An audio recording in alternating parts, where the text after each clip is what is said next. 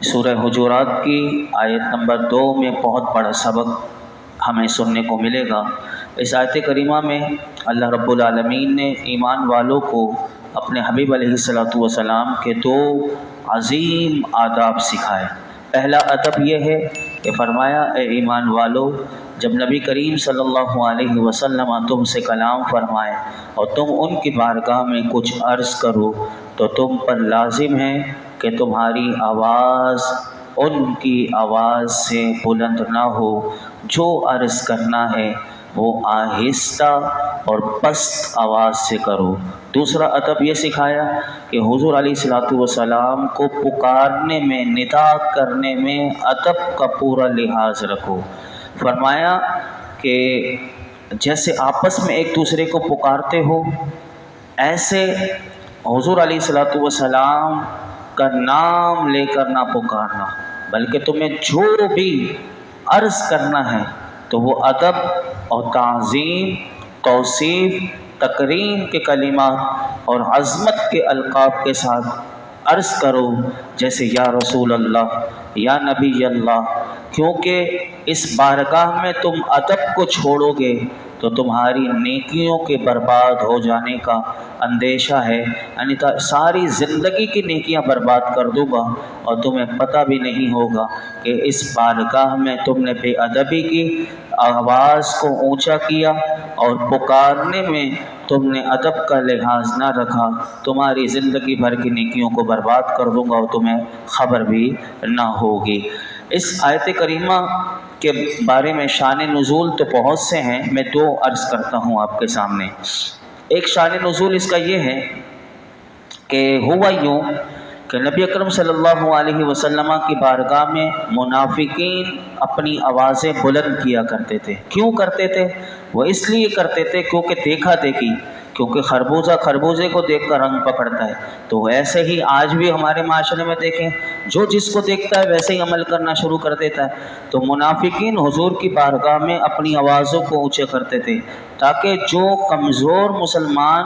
وہ اس معاملے میں ان کی پیروی کریں۔ تو اللہ رب العالمین کیونکہ مسلمانوں کو جانتا ہے، اور یہ بھی اس کا کرم ہے کہ وہ مسلمانوں کو کیسے، یعنی وہ منافقین تو برباد ہی برباد ہیں، وہ تو جہنم کے سب سے نچلے طبقے میں جائیں گے، لیکن مسلمان تو نہ جائے۔ تو اللہ رب العالمین نے اپنے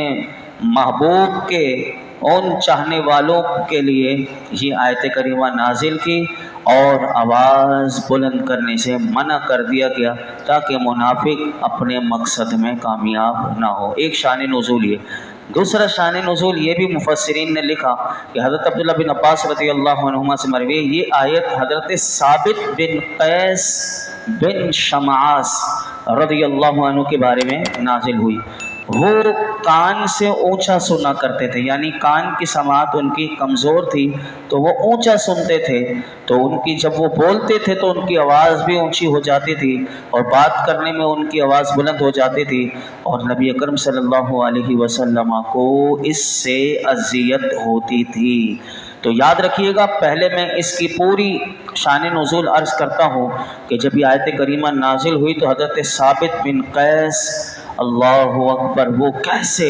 یعنی قرآن سن کر وہ کتنا رونا شروع کر دیا، گھر میں بیٹھ گئے۔ وہ میں بھی آپ کے سامنے عرض کرتا ہوں، لیکن یہاں پر ایک نقطے کی بات عرض کر کے پھر میں اس طرف آتا ہوں۔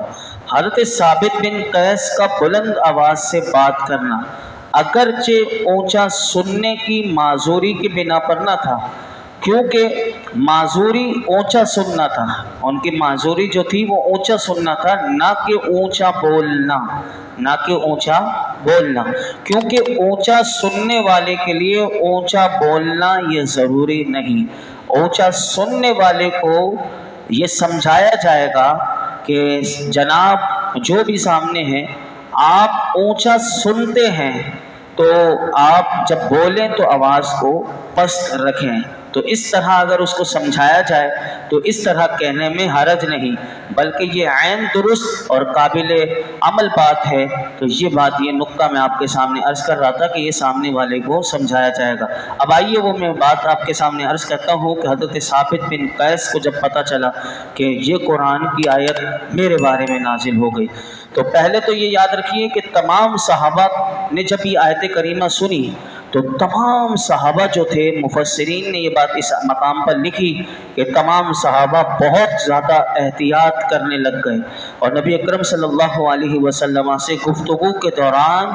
انہوں نے اپنے اوپر اتنا لازم کر دیا، اتنی احتیاط کرنے لگے تمام صحابہ کہ ہماری آواز حضور کی بارگاہ میں بلند نہ ہو جائے، اور دوسروں کو بھی وہ تلقین کرتے تھے، سختی کرتے تھے کہ حضور کی بارگاہ میں آواز اونچی نہ ہو۔ اور یاد رکھیے گا کہ نبی اکرم صلی اللہ علیہ وسلم کے وصال ظاہری کے بعد بھی وہ صحابہ کرام حضور کے روضہ انور کے پاس بھی کسی کو بلند آواز سے بات نہیں کرنے دیتے تھے۔ کسی کی آواز اونچی ہوتی تھی تو وہ ٹوک دیا کرتے تھے، روک دیا کرتے تھے۔ وہ بھی میں آپ کے سامنے عرض کرتا ہوں، حضرت ابو بکر صدیق جو سب سے بڑے عاشق اکبر ہیں، اللہ اکبر، جب انہوں نے یہ آیت کریمہ سنی تو وہ اپنے بارے میں عرض کرنے لگے کہ کنز العمال شریف میں یہ ہے کہ آپ نے عرض کی کہ یا رسول اللہ، اب وہ حضور کی بارگاہ میں آ کر کہنے لگے یا رسول اللہ صلی اللہ علیہ وسلم، اللہ کی قسم آئندہ میں آپ سے سرگوشی کے انداز میں بات کیا کروں گا، یعنی جب بندہ ساتھ بیٹھا ہوا تو کیسے کان میں کہ بس وہی سن سکے، کہا میں اب ایسے ہی آپ سے بات کیا کروں گا۔ اور حضرت ابو بکر، حضرت فاروق اعظم، اللہ اکبر، وہ تو اتنا یعنی آہستہ آپ نے اپنی گفتگو کر دی کہ میرے آقا علیہ الصلوۃ والسلام کو پوچھنا پڑتا تھا کہ اے عمر تم کیا کہہ رہے ہو، یعنی اتنی آواز کو اپنی کم کر دیا کہ میری آواز بھی اونچی نہ ہو۔ حضرت عبداللہ بن عباس فرماتے ہیں کہ میرے آقا حضرت عمر سے پوچھا کرتے تھے کہ تم نے کیا کہا، تو وہ اب دیکھیے تیسری بات کہ حضرت انس رضی اللہ تعالیٰ فرماتے ہیں جب یہ آیت نازل ہوئی تو حضرت ثابت بن قیس اپنے گھر میں چلے گئے اور اللہ کے خوف سے رونے لگے اور کہنے لگے کہ میں تو جہنمی ہوں، یعنی اہل نار میں سے ہوں، اور یہ حضور کی بارگاہ میں یہ نہیں آ رہے تھے، یعنی مسجد نبوی شریف میں ہی نہیں آ رہے تھے، اپنے گھر میں بیٹھ گئے۔ تو نبی اکرم صلی اللہ علیہ وسلم اپنے صحابہ کی خبرگیری کیا کرتے تھے، تو کچھ عرصہ نہ آئے تو میرے آقا علیہ الصلوۃ والسلام نے پوچھا حضرت سعد بن معاذ سے، ان کا حال پوچھا تو انہوں نے عرض کی کہ وہ میرے پڑوسی ہیں اور میری معلومات کے مطابق انہیں کوئی بیماری بھی نہیں ہے۔ تو حضرت سعد رضی اللہ تعالیٰ عنہ نے حضرت ثابت سے اس بات کا ذکر کیا کہ حضور نے تمہارے بارے میں پوچھا ہے کہ تم کیوں نہیں آ رہے، تو حضرت ثابت بن قیس کہنے لگے کہ یہ آیت کریمہ جو نازل ہوئی ہے اور تم لوگ جانتے ہو کہ میں تم سب سے زیادہ بلند آواز ہوں، اور جب ایسا ہے تو میں تو جہنمی ہو گیا۔ حضرت سعد نے یہ بات سنی اور نبی اکرم صلی اللہ علیہ وسلم کی بارگاہ میں آ کر عرض کی کہ وہ تو یہ عرض کر رہے ہیں کہ ان کی آواز تو بلند ہے اور وہ سمجھ رہے ہیں کہ میرے تو اعمال برباد ہو گئے اور میں جہنمی ہوں۔ تو میرے آقا علیہ الصلوۃ والسلام نے ارشاد فرمایا کہ حضرت ثابت بن قیس کو کہو کہ وہ جہنمی نہیں بلکہ وہ تو جنت والوں میں سے۔ تو میرے آقا نے دیکھیے کیسے بتا دیا، اللہ اکبر۔ تو یہ ہیں، اسی طرح اگر آپ دیکھیں تو ایک مرتبہ مسجد نبوی شریف میں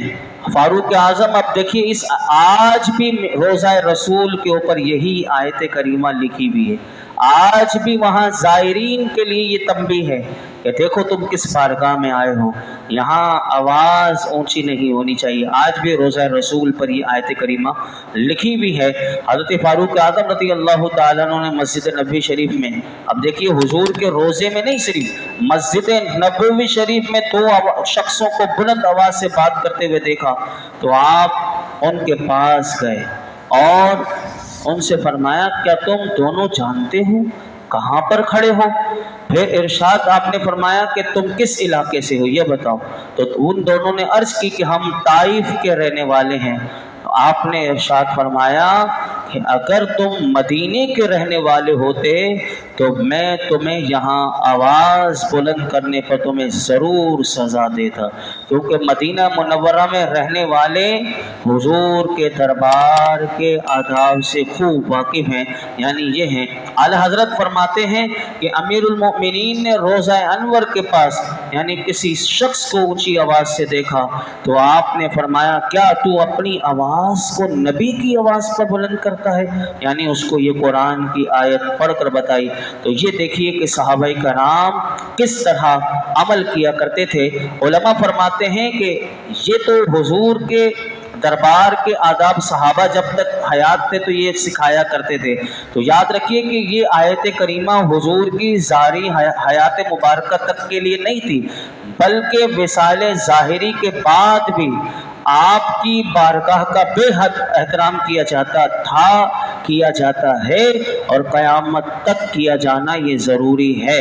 اور اللہ نے اپنے حبیب کے بارگاہ کے جو آداب انہیں جو تعلیم فرمائے تو صحابہ کرام نے اور اسلاف امت نے اس پر خوب دل و جان سے عمل کیا ہے۔ اور حضور علیہ الصلوۃ والسلام کے صحابہ کے بھی تشریف لے جانے کے بعد بزرگان دین بھی حضور کے دربار کے آداب کا بہت زیادہ خیال رکھتے تھے اور دوسروں کو بھی تلقین کیا کرتے تھے۔ میں آپ کے سامنے عرض کرتا ہوں، ابو جعفر منصور مسجد نبوی شریف میں حضرت امام مالک رحمۃ اللہ تعالی علیہ سے ایک مسئلے کے بارے میں گفتگو کر رہا تھا، تو اس کی آواز جو ہے مسجد نبوی شریف میں آواز بلند ہوئی، تو امام مالک نے ابو جعفر منصور سے کہا کہ اے مسلمانوں کے امیر، یعنی یہ اس وقت کا بادشاہ تھا، تو آپ نے اس سے کہا اے مسلمانوں کے امیر،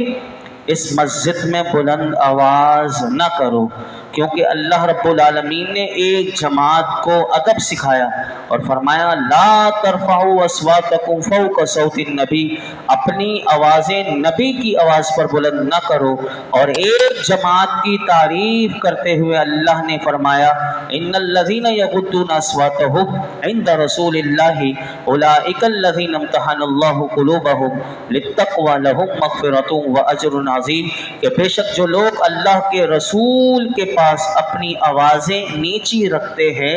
یہی وہ لوگ ہیں۔ اب دیکھیے یہ ہمارے لیے بھی ادب ہے، امام مالک سکھا رہے ہیں، اس وقت کے امیر کو بھی سکھا رہے ہیں، اور ہم سب کی بھی اللہ حاضری نصیب فرمائے۔ تو دیکھیے یہ یاد رکھیے کہ اللہ نے ایسے لوگوں کی کیسی تعریف کی، فرمایا کہ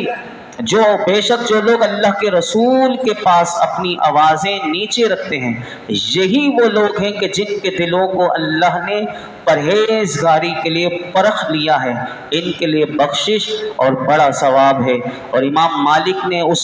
ابو جعفر منصور سے کہنے لگے اور ایک جماعت کی اللہ نے مذمت کی ہے اور فرمایا ان الذین ینادونک من وراء الحجرات اکثرهم لا یعقلون، کہ بے شک جو لوگ آپ کو حجروں کے باہر سے پکارتے ہیں ان میں سے اکثر بے عقل ہیں۔ تو بے شک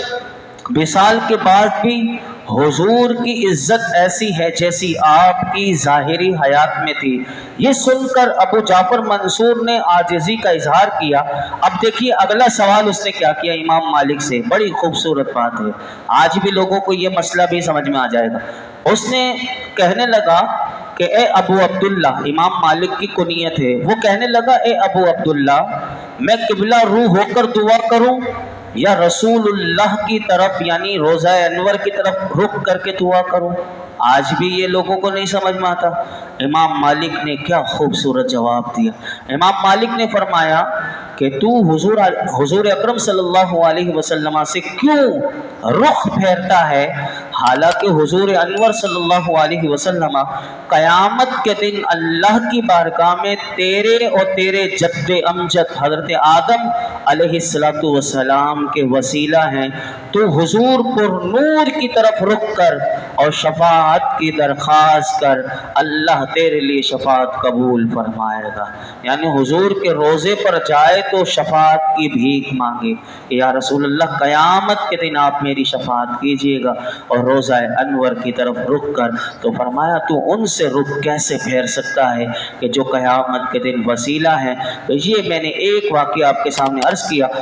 وقت میرا مکمل ہو گیا۔ صرف 3 باتیں جو اس آیت کریمہ سے ہمیں سیکھنے کو ملی وہ یہ ہے کہ نبی اکرم صلی اللہ علیہ وسلم کا جو ادب اس آیت کریمہ میں بیان ہوا، یاد رکھیے گا کہ یہ صرف حضور کی ظاہری حیات مبارکہ کے ساتھ خاص نہیں ہے، بلکہ آپ کے ظاہری وصال سے لے کر تا قیامت तक ये अदब और एहतराम बाकी है। मुफ्ती अहमद यार खान नईमी रहमतुल्लाह अलैह कहते हैं, अब भी हाजियों को, उम्रा करने वालों को,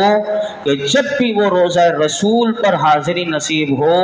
तो सलाम आहिस्ता करें, यानी ज़ोर से। वहाँ आज इतनी बेअदबी बढ़ गई, अल-अमान वल हफीज़, कि देखिए ये नहीं सीखे हुए अदब, बस ऐसे ही लोग चले जाते हैं। तो आप फरमाते हैं आज भी सलाम आहिस्ता करें और कुछ दूर खड़े होकर,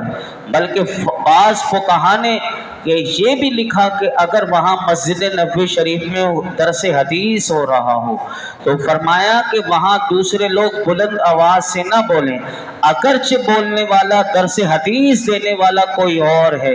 लेकिन कलाम तो रसूलुल्लाह का है ना। तो आज भी ये अदब हमें फुक़हा ने लिखा। दूसरी बात ये लिखी कि नबी करीम सल्लल्लाहु अलैहि वसल्लम की बारगाह में ऐसी आवाज़ बुलंद करना मना है कि जो मेरे आका की ताज़ीम तौक़ीर के बदखिलाफ़ हो और बेअदबी के ज़ुमरे में आती हो। वहाँ लोग सियासतदानों को, क्योंकि दुनिया में तो वो मिलते नहीं, यहाँ पे तो नज़र नहीं आते, ना वो मोहल्लों में मिलते हैं ना शहरों में मिलते हैं, वो तो बंद हो जाते हैं अपने कमरों में, दफ्तरों में। तो ऐसे मौके पर ये अगर नज़र आ जाए तो बाज़ लोग वहाँ पर ही उनकी खिंचाई करना शुरू कर देते हैं, तो वो भी इस मकाम का अदब नहीं करते, वहाँ पर भी उन पर लानतान, उस दरबार में भी। अब ऐसे लोगों के लिए तो वैसे ही अल्लाह की लानत बरसती रहेगी, लेकिन इस दरबार के अदब हैं। तो याद रखिए कि वहाँ ऐसी कोई हरकत नहीं करनी चाहिए कि जो बेअदबी के ज़ुमरे में दाखिल हो। और याद रखिए कि उलमा ने ये बात लिखी कि अगर इससे बेअदबी और तौहीन की नीयत हो तो इंसान के लिए कुफ्र है, यानी वो काफिर हो जाएगा उस मकाम पर अगर उसने बेअदबी और तौहीन की नीयत की उस दरबार में हुजूर की, तो वो कुफ्र कर बैठेगा। लिहाजा याद रखिए कि यहाँ पर ये बात हमें सिखाई गई। इसी तरह बाज़ लोगों के जहन में ये आ सकती है कि वहाँ आवाज़ से, बुलंद आवाज़ से नमाज भी तो होती है और माइक में अजान भी तो होती है। तो इसका भी जवाब उलमा ने यहाँ पर लिखा कि जंग के दौरान में, यानी हुजूर अलैहिस्सलातु वस्सलाम खुद भी गज़ावात में होते थे और जंग भी हो रही होती थी, तो जंग के दौरान अशआर पढ़े जाते थे, तो अशआर की सूरत में सामने वाले काफिरों की मज़म्मत की जा रही होती थी, तो सहाबाए कराम की जो आवाज़ें बुलंद हुई तो वो इस आयत में दाखिल नहीं, क्योंकि वो ताज़ीम और तौक़ीर के ख़िलाफ़ नहीं थी, बल्कि बाज़ मकामात पर हुजूर ने खुद इसकी इजाज़त दी थी। इसी तरह अजान में और ये जो आवाज़ बुलंद होती है वो भी इस आयत में दाखिल नहीं है। और तीसरी बात जो इस उलमा ने इस आयत से हमें जो सबक सीखने को मिला वो ये कि उलमाए कराम की मजालिस में भी आवाज़ बुलंद करना ये नापसंदीदा है, क्योंकि उलमा भी अंबिया के वारिस हैं। जहाँ उलमा की भी मजलिस लगी हुई हो वहाँ भी अपनी आवाज़ों को बुलंद नहीं करना चाहिए, क्योंकि ये भी अंबिया के वारिस हैं। अल्लाह हम सबको बाअदब बानसीब बनाए, हर किस्म की बेअदबी से बचा। अल्हम्दुलिल्लाहि रब्बिल आलमीन वस्सलातु वस्सलामु अला सय्यिदिल अंबियाइ वल मुरसलीन व अला आलिहि व अस्हाबिहि अजमाइन। या अल्लाह पाक जो कुछ सुना इसमें कोई गलती कोताही हो माफ़ फरमा। मौलाई करीम हमारा दर्स कुरान सुनाना अपनी बारगाह में शर्फ़ कबूलियत अता फरमा, इसे हमारी बख्शिश और निजात का ज़रिया बना दे। हम सबको अपने महबूब की सच्ची मोहब्बत, सच्ची अज़मत उनकी समझने की तौफ़ीक़ अता फरमा। हमें अपने महबूब का सच्चा अदब एहतराम नसीब फरमा, रोज़ा रसूल की बार बार बाअदब हाज़िरी नसीब फरमा। या रब्बल आलमीन अपने महबूब की अज़मतों, रिफ़तों, बुलंदियों का सदका हमारी आखिरत अच्छी कर दे, हमारी मौत अच्छी कर दे, हमारी कब्र अच्छी कर दे। ईमान व आफ़ियत वाली ज़िंदगी, ईमान व आफ़ियत वाली मौत नसीब फरमा। ये जितने हाज़रीन मौजूद हैं सबकी झोलियों को, दामनों को मुरादों से भर दे। व सल्लल्लाहु तआला अला खैरि खल्क़ि मुहम्मद व अला आलिहि व अस्हाबिहि अजमईन।